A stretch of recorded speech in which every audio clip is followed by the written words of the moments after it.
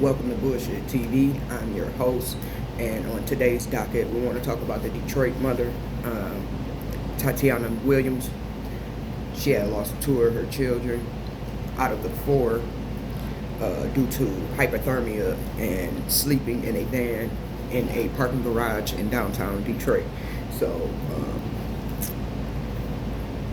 I just want to put a moment of silence for the children that lost their lives during this critical time, and I would like to give a moment of silence for the mother, because to lose one child is one thing, but to lose two children in the same day, I mean, just to lose children period, but just to, you know what I mean, the circumstances, I want to give a moment of silence for her.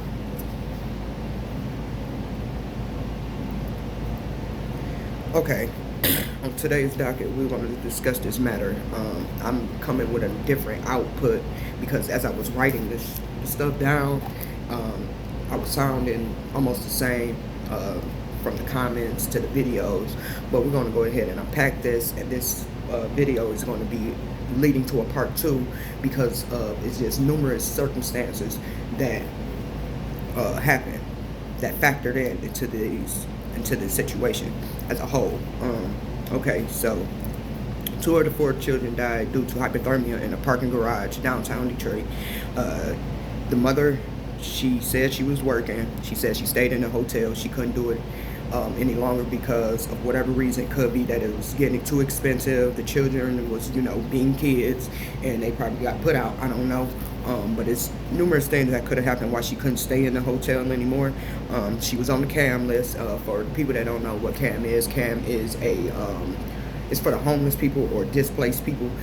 You call the number or whatever, and they place you on a holding list until something comes up.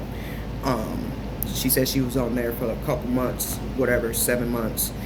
And she said she asked family, friends, she even asked the father, and none of those options prevailed in a timely fashion just because of whatever the factors is. But I just want to say, and then for the father, he stays in Novi, so he has a house. He was interviewed, Mr. Curry, that's his name. Mr. Curry, he stays in Novi, Michigan, and that's a very nice area because I worked in Walled Lake, and Walled Lake is like maybe 10 minutes away from Novi, so it's pretty nice out there. I worked at the Salvation Army, and the donations, crazy, stainless steel, name brand shits, you know what I'm saying? It was nice donations out there. So just to give you a general idea of what is Novi, you know what I mean? So it's not the hood, it's far from the hood. Very, very beautiful place, nice houses and all that stuff. Right now, that don't even matter, but I just want to give y'all an idea of what I'm talking about. The father said he seen the children a couple months ago. A couple months ago was what? Christmas, New Year's, you know what I'm saying? So,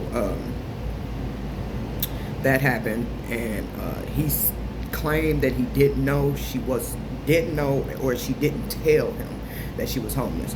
Okay, it's a couple issues right off rip with him, but we're gonna go ahead and just try to break down as quickly as I can of the mother. Okay, she did all of these things, you know what I'm saying? So we're just gonna go ahead and says everybody failed her. I can say that a lot of people failed her. Let's just say that. I'm not gonna say everybody because it's circumstances upon other people. They say why the family members couldn't let her stay. Maybe because they didn't want to risk them being homeless themselves. Because most of the time when you sign a lease, they ask who's the listing occupants that's going to be in the home.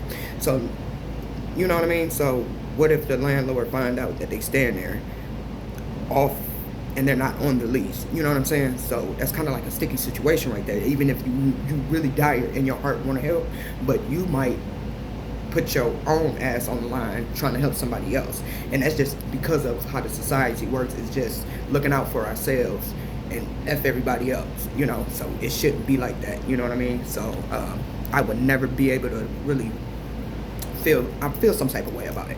So, so if they would have let them stay in the home with them, there could have been a breach of contract and they could have got put out. You know what I'm saying? Sometimes and after this COVID thing with the apartments, when they wasn't paying rent during COVID, like some of these landlords is not playing. You know what I'm saying? I mean, they never played with in the begin with, in my opinion, but they really not playing now because they got to make up all that money that they lost during COVID. You know what I'm saying? So it's kind of sticky right here. You know what I mean? And then the CAM list, I really feel like it shouldn't be a list but it has to be a list because you only have so many shelters, and it's crazy. So my problem with that is with the shelter aspect, because I'm also talking from experience in some of this in here. I don't have any children, but I've lived in a shelter, working. I stayed in a hotel before. Sometimes it's hard, so I can just imagine how much harder that it is when you have children. So I'm kind of like grateful for it that I don't have kids, but I'm not, I don't want to be homeless, but I don't want to have these children with me. And then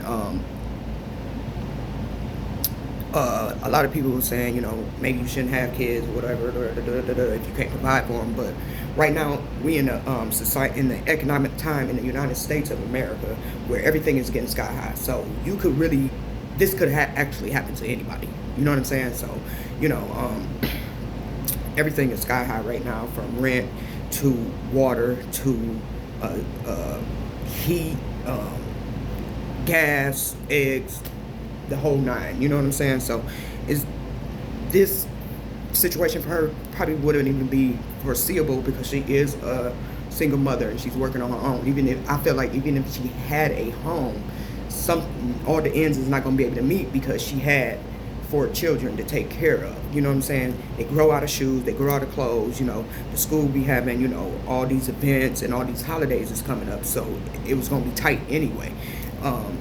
I'm not blaming her because it's another aspect, you know what I'm saying? Because just of the simple fact that the world right now is expensive. So this could have happened to anybody. You could have been in a house and wouldn't be able to afford your heat, and so I'm not blaming her on that, but I have the issue of the lack of placements for the homeless people.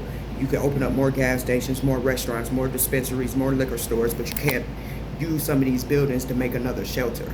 You know what I'm saying? They always talking about the funding and all this, and I feel like the people of these certain communities, definitely the black community, they should be footing the bill for this, because they were saying, I've been hearing, why was she in the parking garage, like, go ask for help.